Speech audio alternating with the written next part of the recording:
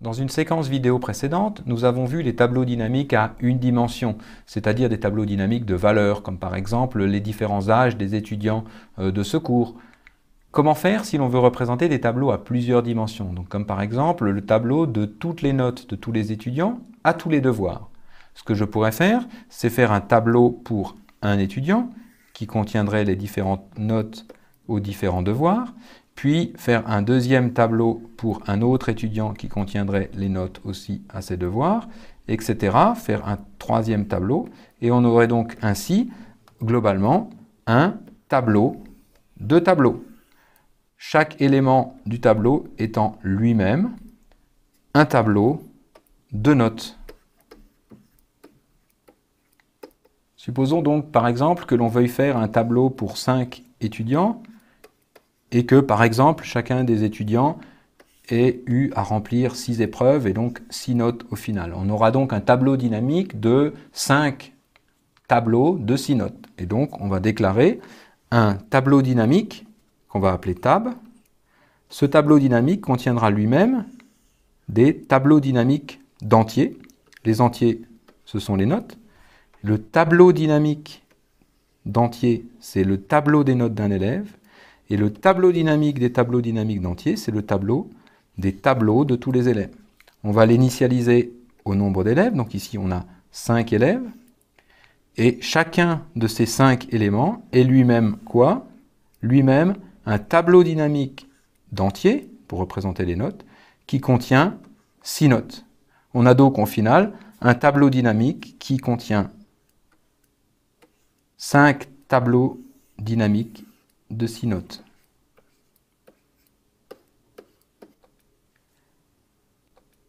La syntaxe utilisée ici pour donner une valeur initiale à chacun des tableaux de notes de chacun des élèves, à chacun des sous-tableaux, est la même que nous avions déjà rencontrée lors de la copie d'un tableau précédemment. C'est un tableau anonyme. C'est comme si vous écriviez vector de int tab2 initialisé avec 6 int au départ, tous à la valeur nulle, et que vous ayez supprimé le nom. Vous vous retrouvez donc avec un tableau anonyme ici, où on n'a pas donné de nom. Tableau anonyme de 6 entiers, tous nuls. Si je regarde donc maintenant le tableau dynamique d'entiers que l'on a déclaré ici, qu'on a appelé tab, tab de i est donc un élément de ce tableau dynamique qui correspond à un tableau de notes. Tab de i est donc lui-même un tableau dynamique d'entiers qui correspond bien au type que l'on a donné ici, tableau dynamique d'entiers, et à la valeur initiale qu'on a donnée ici. Tab de i, tab de 0 par exemple, c'est ce tableau ici de 6 entiers. Et tab de ij, c'est l'élément à la position j, c'est-à-dire le j plus unième élément du tableau tab de i. Donc si je prends le tableau ici, tableau dynamique d'entier, que je prends tab de i est lui-même un tableau dynamique d'entier, dont je cherche le j plus unième élément, l'élément à la position j. On a donc l'habitude de représenter tab de ij comme étant l'élément à la i plus unième ligne et j plus unième colonne. Mais il ne faut pas oublier qu'on a ici un tableau dynamique d'entiers.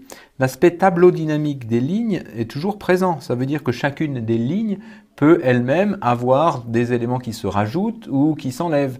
Et donc, au final, le tableau dynamique n'a pas nécessairement des lignes de la même taille. Par exemple, on peut très bien avoir une première ici taille pour tab de 0, qui est bien un tableau dynamique d'entier, une taille différente pour tab de 1, qui est un deuxième tableau dynamique d'entier, et ainsi de suite. Regardons maintenant cet exemple en détail. Nous allons donc déclarer un tableau dynamique d'entier que l'on appelle par exemple tableau. Et si l'on veut l'initialiser à la valeur de l'exemple que j'ai redessiné ici, ce qu'on va faire, c'est qu'on va donc donner une valeur initiale sous forme de liste d'éléments, chacun des éléments étant lui-même un tableau dynamique d'entiers. On retrouve ici la première ligne, ensuite on a la deuxième ligne, et ainsi de suite pour la troisième et la quatrième ligne de notre tableau dynamique d'entiers. Cette initialisation ici correspond exactement au dessin qui est donné ici à droite. Une petite aparté concernant la syntaxe. Quand on déclare un tableau dynamique d'entiers, on a ici besoin de coller la fermeture des deux types sous forme donc de deux signes supérieurs qui sont collés comme ceci. Ceci n'est toléré que en C++ 2011. Si vous avez à écrire dans un compilateur qui n'est pas en C++ 2011, alors il faudra mettre un espace entre ces deux signes-là. La syntaxe avec les deux signes supérieurs collés comme ceci, ici, n'étant pas supportée par les anciens compilateurs. Regardons maintenant comment on peut parcourir ce tableau. Pour cela, on va utiliser une boucle à la C++ 2011 avec donc les deux points, le tableau que l'on veut parcourir, ici qui est tableau, et la déclaration de la variable qui va parcourir les lignes. On va l'appeler ici naturellement ligne, ce qui va nous permettre donc de parcourir ligne à ligne. Puis ensuite, dans le parcours d'une ligne, on va parcourir tous les éléments d'une ligne donnée. Donc par exemple, si je suis sur la première ligne, je vais ensuite parcourir les différents éléments de cette ligne-là, dans une deuxième boucle for qui me parcourt cette fois-ci le tableau ligne que j'ai déclaré ici, qui est une ligne donnée. Et je vais le parcourir en donnant comme nom le nom élément. Donc élément va parcourir les différents éléments d'une ligne. C'est ce que nous avons écrit ici. Et on peut donc utiliser cette variable élément pour parcourir les différents éléments d'une ligne. Pour finir, illustrons le fait que les éléments du tableau sont bien des tableaux dynamiques en donnant la taille des différentes lignes ici, des différents tableaux dynamiques. Pour cela, on va utiliser une boucle for classique avec les points-virgules.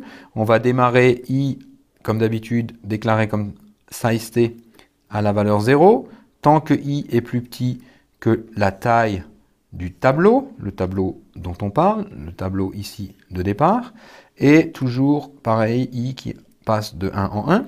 Ce qu'on va faire, c'est qu'on va afficher tableau 2, afficher de i, donc ça va afficher tableau de 0, tableau de 1, etc. Point size, et puis ensuite on peut utiliser tel quel tableau de i, qui est un tableau, point size, pour renvoyer la taille du tableau. Ce qui va donc nous afficher 5 pour table de 0, point size, 3 pour table de 1, point size, 2 pour table de 3, point size, et enfin, à nouveau 3 pour tab de 3, point size.